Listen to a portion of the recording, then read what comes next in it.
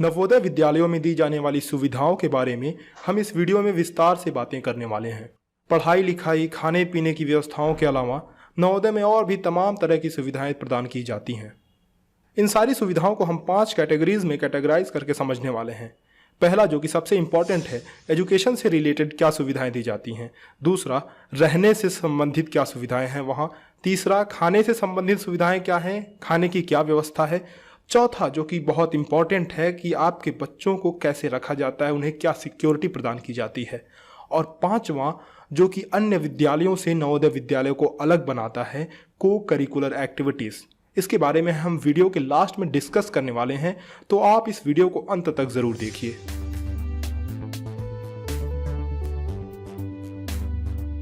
नमस्कार दोस्तों, आप देख रहे हैं द्रोण स्कूल।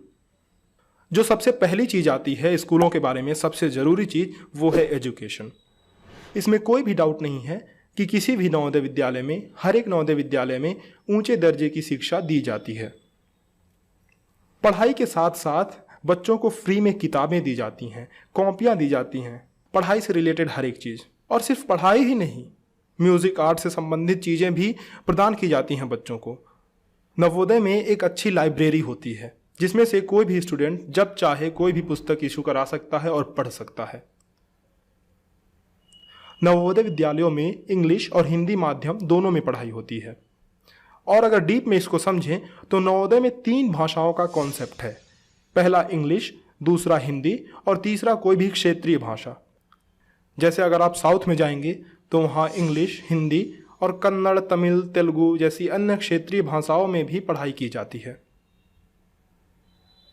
मैं समझता हूं कि आप में से अधिकतर व्यूअर्स हिंदी भाषी ही हैं और आप में से अधिकतर नॉर्थ इंडिया से ही बिलोंग करते हैं। तो इसलिए आपको ये समझना ज़रूरी है कि नवोदय विद्यालयों में जो पढ़ाई होती है, नॉर्थ इंडिया की अगर मैं खासकर बात करूं, तो उसमें 9 से लेकर के फिर 12th तक पढ़ाई जो होती है वो इंग्लिश मीडियम में होती है। और अगर हम 6 से 8 तक की बात करें तो उसमें हम यूँ कह सकते हैं कि पढ़ाई दोनों मीडियम्स में होती है। विद्यार्थी जिस मीडियम में चाहे पढ़ सकता है। 10th स्टैंडर्ड के बाद स्टूडेंट को अपना एक स्ट्रीम सेलेक्ट करना होता है। जैसे किसी ने मैथ्स ले लिया, किसी ने बायो ले लिया, किसी ने कॉमर्स लिया और किसी ने आर्ट्स ले लिया। तो 10th के बाद विद्यार्थियों को अपनी अपनी स्ट्रीम्स का चयन करना पड़ता है। अब आते हैं अपने हम दूसरे पॉइंट पे, रहने की क्या सुविधा है। सबसे पहला डाउट जो लोगों के दिमाग में आता है, क्या ये फ्री है? जी हाँ, ये बिल्कुल फ्री है। नवोदय विद्यालयों में हॉस्टल्स की सुविधाएं भी हैं। नवोदय विद्यालयों में कुल मिलाकर के 12 हॉस्टल्स होते हैं, जिनमें से 4 लड़कियों के लिए और 8 लड़कों के लिए। जो 8 हॉस्टल्स लड़कों के लिए होते हैं उसमें 2 डिवीज़न होता है, एक सीनियर्स के लिए और एक जूनियर के लिए। जूनियर यानी कि 6 से 8 तक के बच्चे और सीनियर्स यानी कि 9 से 12 तक के बच्चे। तो इस तरह से हॉस्टल की 3 कैटेगरी आप मान कर चलिए, एक गर्ल्स की, एक जूनियर बॉयज़ और एक सीनियर बॉयज़ की। इन तीनों कैटेगरी के हॉस्टल्स के लिए 4-4 बिल्डिंग्स होती हैं, जिनका नाम उदयगिरी, नीलगिरी, अरावली और शिवालिक होता है। और हर एक बिल्डिंग में 48 सीटें होती हैं, यानी हर बिल्डिंग में 48 बच्चों को रहने की जगह होती है। हमारा अगला पॉइंट है कि खाने की क्या सुविधा है। तो रहने और पढ़ाई की तरह ये भी बिल्कुल फ्री है।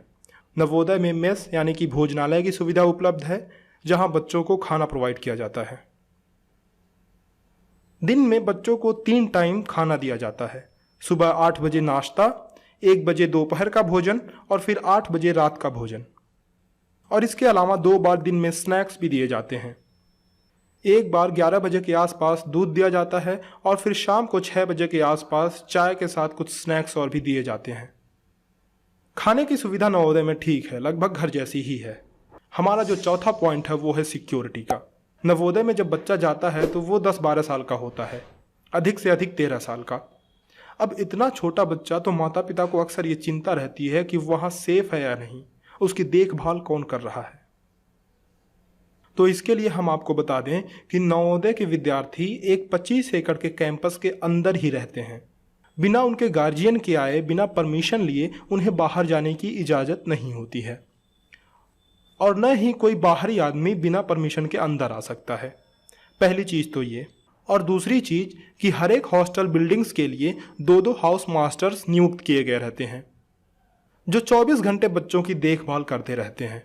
तो इस तरह से बच्चों की सिक्योरिटी को लेकर के काफ़ी स्ट्रिक्ट है नवोदय विद्यालय, और माता पिता को सिक्योरिटी से रिलेटेड कोई भी चिंता नहीं करनी चाहिए।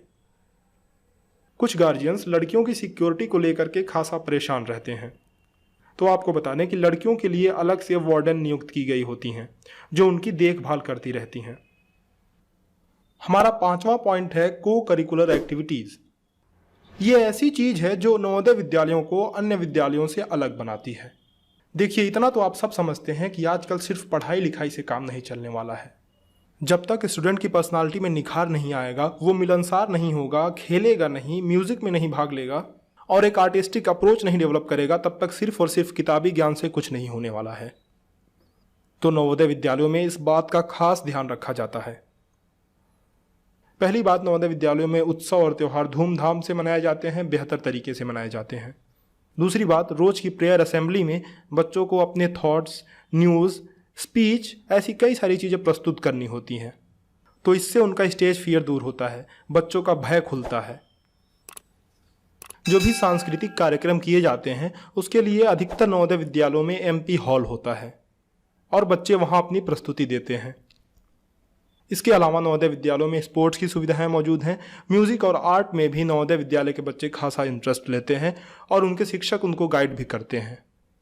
अगर हम स्पोर्ट्स की बात करें तो खेलने की सारी चीज़ें उनको फ्री में इशू की जाती है, जैसे फुटबॉल, क्रिकेट किट, बास्केटबॉल इत्यादि। ये सारी चीज़ें उन्हें फ्री में इशू की जाती हैं और उनके खेलने के लिए एक पर्टिकुलर टाइम निर्धारित होता है।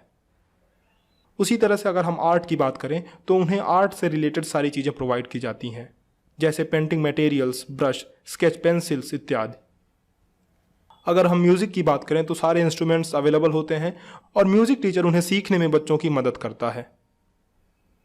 ये वीडियो काफ़ी लंबी हो चली है, लेकिन 2-3 चीज़ें जो छूट रही हैं मैं आपसे डिस्कस करना चाहता हूँ। किसी भी इमरजेंसी पड़ने पर नवोदय विद्यालय में मेडिकल की सुविधा उपलब्ध है। छोटी मोटी बीमारियों के लिए, जैसे बुखार हो गया, उल्टी दस्त आ रही है, तो नवोदय विद्यालय में फ्री में मेडिसिन प्रोवाइड की जाती है। इसके अलावा डेली यूज़ के आइटम्स जैसे ब्रश, तेल, नील, सर्फ, साबुन, ये सारी चीज़ें भी बच्चों को प्रोवाइड की जाती हैं बिल्कुल मुफ्त में। अगर हम बात करें ड्रेस की तो बच्चों को साल में 4 जोड़ी ड्रेस मिल जाते हैं। ठंडियों के दिन में स्वेटर और ब्लेज़र दिए जाते हैं। 2 जोड़ी जूते मिल जाते हैं साल भर में। तो ये सारी सुविधाएं नवोदय में बच्चों को दी जाती हैं। इसका कंक्लूजन क्या निकलता है कि नवोदय विद्यालय, कोई भी नवोदय विद्यालय बाहर गांव के विद्यालयों से कई गुना बेहतर है।